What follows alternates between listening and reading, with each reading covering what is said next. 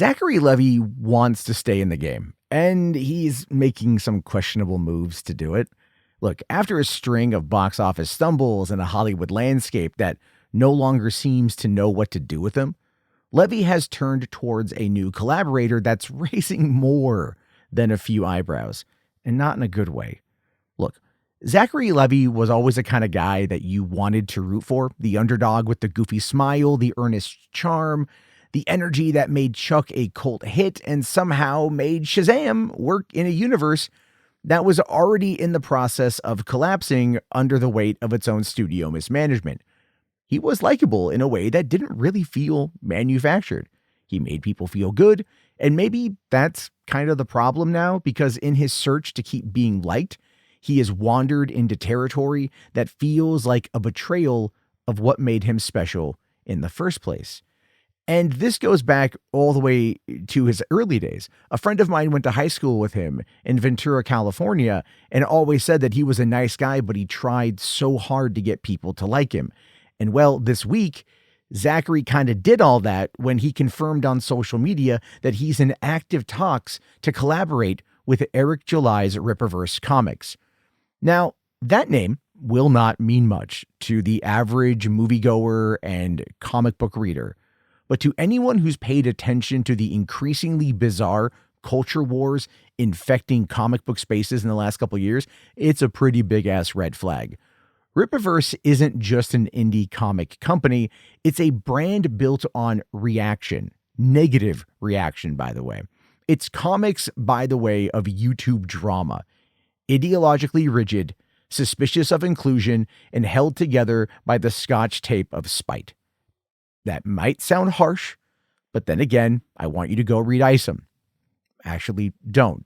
Save yourself the $35 and just imagine what a creative writing assignment from an angry Reddit user would look like after they discovered ChatGPT and 3D assets that they could download and trace over. You get the idea. But Zachary Levi seems genuinely excited about the idea. He says he loves what they're doing, which is fascinating, kind of, considering that this is a man who once turned Nerd HQ into a community hub focused on mental health, inclusion, and giving fans access to the safe, positive spaces during the madness of San Diego Comic-Con. The whole point of Nerd HQ was to uplift. It was a nonprofit designed to push mental health awareness. Now he's flirting with a company that's made its name punching down.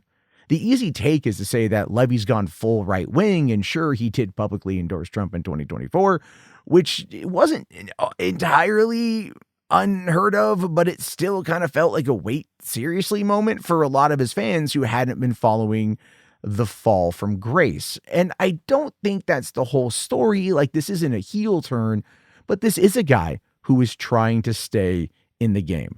Someone who feels left behind by the very industry he gave everything to, and he's looking for relevance in the places that will still return his calls. And the numbers don't lie. Shazam, Fury of the Gods flopped pretty hard, not because Levi did anything wrong, but because Warner Brothers had already decided the DCEU was a dead man walking. There was no marketing push, no fanfare, no future for the character. Harold in the Purple Crayon, that bombed too. And the Unbreakable Boy opened to the worst numbers of his career.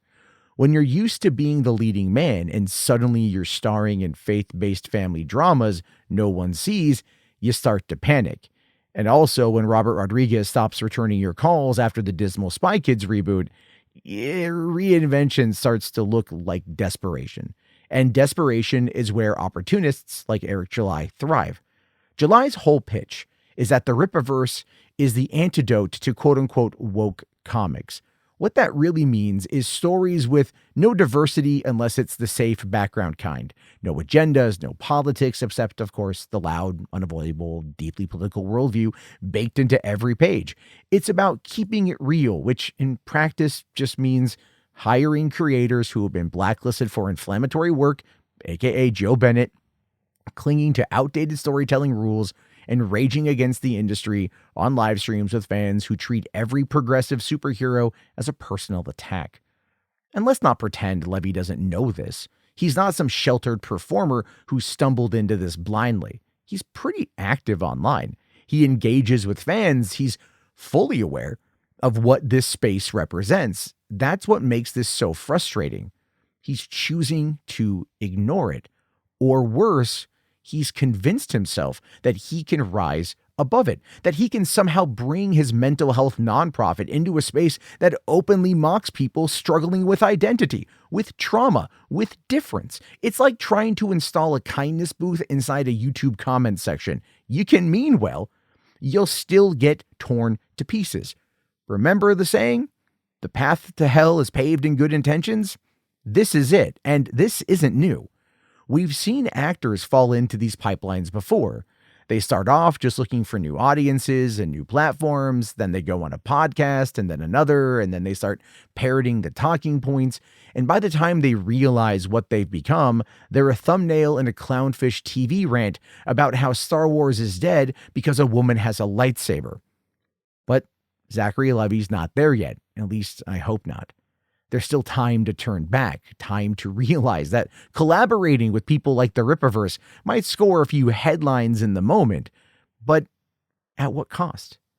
You don't get to dabble in the culture war without getting burned. You don't get to promote mental health while shaking hands with people who profit from outrage and cruelty. It's not just hypocrisy, it's tragic because, again, just to reiterate, I don't think Zachary Levi is a bad person.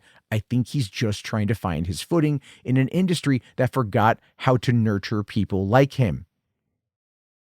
He's not a leading man in the Marvel sense. He's not edgy enough for A24. He doesn't really fit in the algorithm anymore.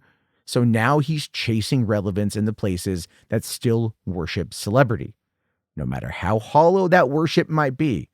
But the audience that cheers you for sticking it to the Hollywood elites will turn on you the second you say something they don't like. Just ask Gina Carano. Just ask Chris Pratt. Ask anyone who thought they could ride that wave and still keep their soul intact. Zachary Levi built a career on being a genuine, optimistic, and kind person. He built a nonprofit around those values. That's who people fell in love with.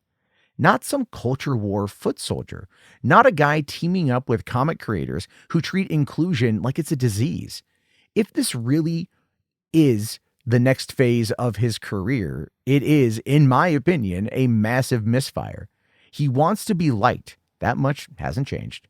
But not everyone who claps for you is your friend, and not every collaboration is worth the headline. Anyway, your thoughts on this, let me know in the comment section. Thank you for listening. My name is Matt. Have a good day.